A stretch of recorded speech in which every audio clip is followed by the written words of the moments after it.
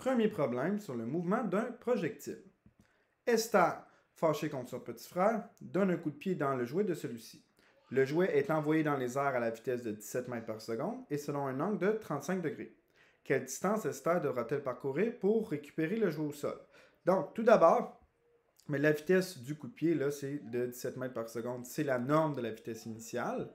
Et son orientation de ce vecteur-là, c'est de 35 degrés. Ensuite, ben, on sait que vu que c'est un objet qui retombe au sol, ben, l'accélération en grec est de moins 9,8 mètres par seconde au carré. Puis ben, la distance à parcourir, ben, c'est le déplacement en x. Donc c'est ça qu'on cherche et c'est en mètres. Au niveau des unités de mesure, il n'y a pas de conversion à faire ici. Ce qui est pertinent à faire lorsqu'on parle d'un mouvement de projectile, c'est de représenter grossièrement un peu le graphique de la parabole. Ben, comme le jouet commence au sol et retombe au sol, ben, il va avoir une trajectoire comme ça ici. Et on peut même tracer l'orientation si on veut. Mais le but, c'est juste de pouvoir s'aider par la suite. Ce n'est pas une étape obligatoire, mais aidant.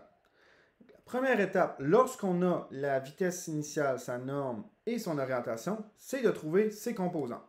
Donc, pour trouver la composante en x, donc Vx, c'est sa norme fois le cosinus de l'orientation. Donc, 17 mètres par seconde fois cosinus de 35 degrés, ce qui me donne une composante en x de la vitesse initiale d'environ 13,93 mètres par seconde. Pour la composante y, ben, ça va être la norme fois le sinus de l'angle. Donc, 17 mètres par seconde fois sinus de 35 degrés, ce qui me donne une vitesse initiale en y de 9,75 mètres par seconde. Comme l'objet retombe à la même hauteur qu'au départ, ça veut dire que sa vitesse finale en y, ça va être la même valeur, mais de signe contraire, vu que c'est vers le bas. Donc, le premier objectif, c'est de trouver le temps, parce qu'on se rappelle que pour faire la jonction entre le mouvement horizontal et le mouvement vertical, ben c'est l'intervalle de temps. Donc, pour y arriver, c'est en y qu'on va le faire, parce qu'on a la vitesse initiale en y, la vitesse finale en grec et l'accélération y, ce qui veut dire que je vais pouvoir utiliser cette formule-là ici.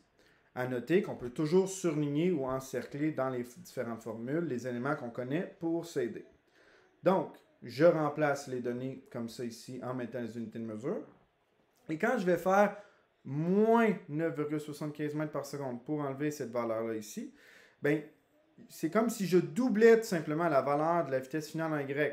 Donc, pour être précis dans la calculatrice, je peux tout simplement faire cette valeur-là fois 2 et je vais avoir une réponse qui est exacte. Donc, ici, si je l'avais fait à la main, j'aurais pas mal le même résultat, mais pour plus de précision, on peut tout simplement prendre la vitesse finale en y et faire fois 2 quand c'est la même valeur pour la vitesse initiale en y. Puis là, ensuite, ce que je vais faire pour isoler le temps, je divise par moins 9,8 mètres par seconde au carré, ce qui me donne un intervalle de temps de 1,99 secondes environ. Je n'arrondis pas à 2 secondes, parce que c'est exactement ça que ça me donnerait sur la calculatrice. Et là, pour calculer le déplacement en x, vu que j'ai la vitesse en x qui ne change pas et le temps, ben, je vais utiliser la formule delta x qui est égale à vx fois delta t.